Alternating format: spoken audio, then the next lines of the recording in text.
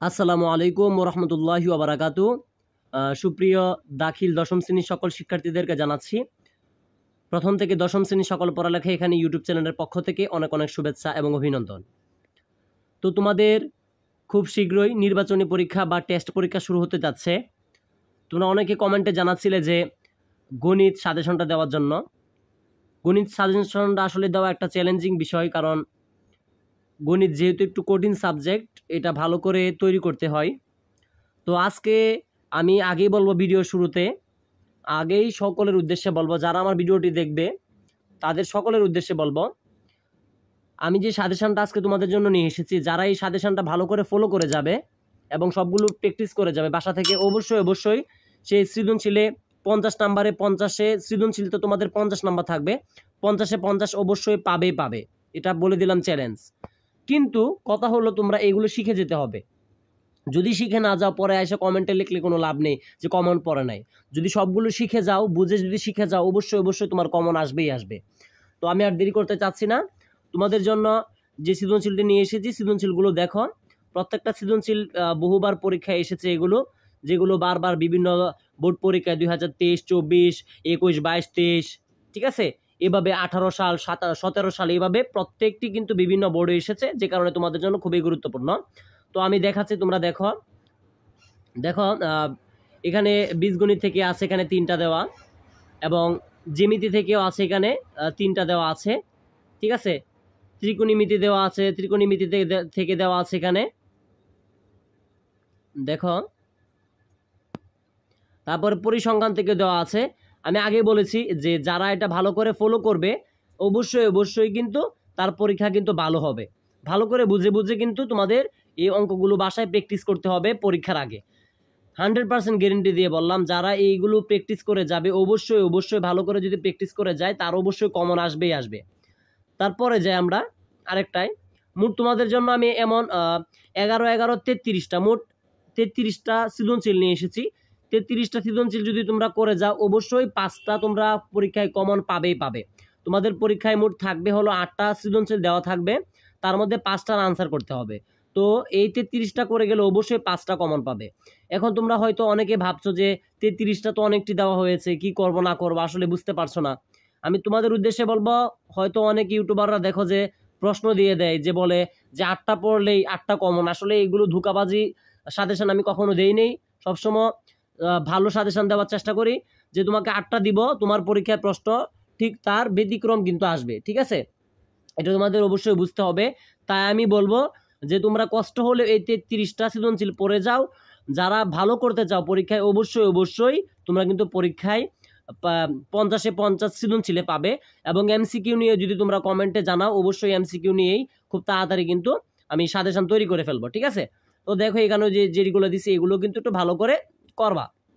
এটা তোমাদের অবশ্যই মাথায় রাখতে হবে। এই সৃজনশীলগুলো প্রত্যেকটি বিভিন্ন পরীক্ষায় বারবার এসেছে, ঠিক আছে। যেমন আমি একটা অঙ্ক যদি তোমাদেরকে, এখানে একটা সৃজনশীল আছে, এই যে দেখো, পরিসংখ্যানের জন্য যে তোমার 10 নম্বর সৃজনশীলটা, এটা ভেরি ইম্পর্টেন্ট। এটি বহুবার এসেছে পরীক্ষায়, দাখিল পরীক্ষায় এসেছে, এবং স্কুল ময়মনসিংহ বোর্ডেও এটা কিন্তু অনেকবার এসেছে।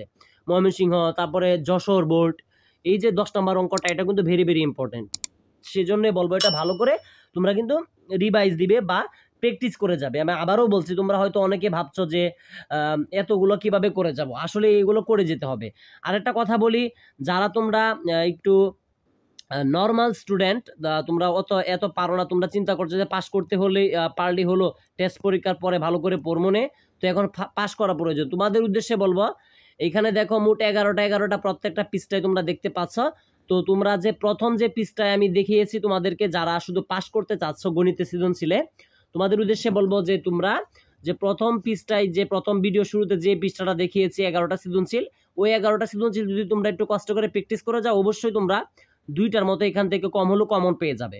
কিন্তু আমি আগেই বলেছিলাম যে যারা এই সবটা ভালো করে, আমার এই সাজেশনটা যে 33টা এখানে সৃজনশীল দিয়েছি, তোমরা ভালো করে দেখে যাবে, 100% গ্যারেন্টি দিয়ে দিলাম, এখান থেকেই কিন্তু তোমাদের প্রশ্নগুলো থাকবে পরীক্ষায়, ঠিক আছে। প্রত্যেকগুলাই কিন্তু খুবই গুরুত্বপূর্ণগুলো দেওয়া হয়েছে। আমি পারতাম মাত্র তোমাদের জন্য 11টা কি 15টা দিতে, কিন্তু আমি চাইনি তোমাদের, যাতে তোমরা বিপদে না পড়ো। ঠিক আছে, তোমরা কেউ এই কথা বলতে পারবা না গণিতটা একটু কঠিন বিষয়, অন্যান্য সাবজেক্ট কম দেওয়া যায়, কিন্তু গণিত যে রয়েছে, গণিতটা সৃজনশীলটা হুবহু মিলানো খুবই কঠিন বিষয়, যে কারণে আমি 33টা দিয়েছি। ইনশাল্লাহ এগুলো যদি ভালো করে যাও, অবশ্যই অবশ্যই এখান থেকে কিন্তু তোমাদের কমন থাকবেই থাকবে ভাইয়া। ঠিক আছে, তোমাদের এছাড়াও যে অন্যান্য থাকবে প্রশ্নগুলো, ইংলিশ সবগুলো ইনশাল্লাহ থাকবে, ওইগুলো কম দেওয়া যাবে। আমি আবারও বলছি, তোমাদের আরবি বলো, আইসিটি বলো, কৃষি বলো, বাংলা বলো, সবগুলোই কম দেওয়া যায় সাজেশন, কিন্তু গণিতের ক্ষেত্রে একটু বেশি দিতে হয়, যে কারণে কিন্তু আমি তোমাদের জন্য একটু বেশি দিয়েছি, কিন্তু বেশিটি তোমাদের ভালোর জন্যই দিয়েছি, যাতে করে তোমরা কোনো প্রবলেমে না পারো। ঠিক আছে, তো আশা করি তোমরা বুঝতে পেরেছ। আমি মোট 11 দুগুণে 22, 3 11 33, মোট 33টা সৃজনশীল তোমাদের মাঝে হাজির করেছিলাম। তো যারা আমার চ্যানেল নতুন, অবশ্যই সাবস্ক্রাইব করে পাশে থাকবে এবং কষ্ট করে এগুলি শিখে নেবে। আর একটা কথা না বললেই নয়, যেহেতু তোমরা 2026 সালে দাখিল পরীক্ষা দিবে, তোমাদের কিন্তু এই টেস্ট পরীক্ষাটা এখন তো দিচ্ছই, তো টেস্ট পরীক্ষাটা আগে ভালো করে দাও। টেস্ট পরীক্ষাটা দেওয়ার ঠিক পরই তোমাদের মাথায় রাখতে হবে, যাতে করে তোমরা যে দাখিল পরীক্ষা 2026 সালে তোমরা দিবে, যাতে একটা ভালো রেজাল্ট তুমি উপহার দিতে পারো তোমার অভিভাবককে বা তোমার বাবা মাকে, যাতে একটা ভালো রেজাল্ট উপহার দিতে পারো। তোমাদের টার্গেট থাকবে, আমি তোমাদের উদ্দেশ্যে বলছি, তোমরা যারা খুবই ব্রিলিয়ান্ট, তোমাদের উদ্দেশ্যেও বলবো, যারা খুব ক্লাসে লাস্টের বেঞ্চে বসো, অর্থাৎ খুব কম পড়া পারো, তোমাদের উদ্দেশ্যেও একটা কথা বলছি।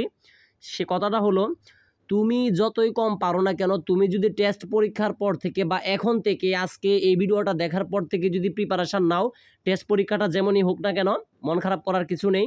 টেস্ট পরীক্ষার পর থেকে ভালো একটা প্রিপারেশান নাও, অবশ্যই অবশ্যই তুমি দাখিল পরীক্ষায় ভালো একটা ফলাফল তোমার বাবা মার জন্য ঘরে নিয়ে যেতে পারবে। এবং তোমরা যারা ভালো স্টুডেন্ট, আমি তোমাদের উদ্দেশ্যে আর একটা কথা বলবো, অনেকে এই কাজটা করো যে টেস্ট পরীক্ষা যদি খুব ভালো হয়ে যায়, ভাবো যে আমার দাখিল পরীক্ষা অনেক ভালো হয়ে যাবে। আসলেই সম্পূর্ণ ভুল কথা, কারণ টেস্ট পরীক্ষা হলো তোমার একটা প্রাতিষ্ঠানিক বা প্রতিষ্ঠানে শুধু পরীক্ষা দাও। তো দাখিল পরীক্ষাটা যে হবে 2026 সালে তোমরা যে দিবে, সেটা কিন্তু বোর্ড পরীক্ষা। বোর্ড পরীক্ষা এবং ক্লাসের পরীক্ষার মধ্যে কিন্তু রাত এবং দিনের তফাৎ। তো তোমরা যারা ভালো স্টুডেন্ট, তোমরা যারা টেস্টে ভালো করবে, এবং টেস্টে ভালো করার পর যে তোমরা যদি দেখো যে তোমরা A+ পেয়েছো, টেস্টে তোমাদের মাথায় রাখতে হবে, তোমাদের আরও প্রচুর পড়তে হবে টেস্ট পরীক্ষার পর, তারপরে তুমি কিন্তু 2026 সালে দাখিল পরীক্ষার জন্য প্রস্তুত হবে।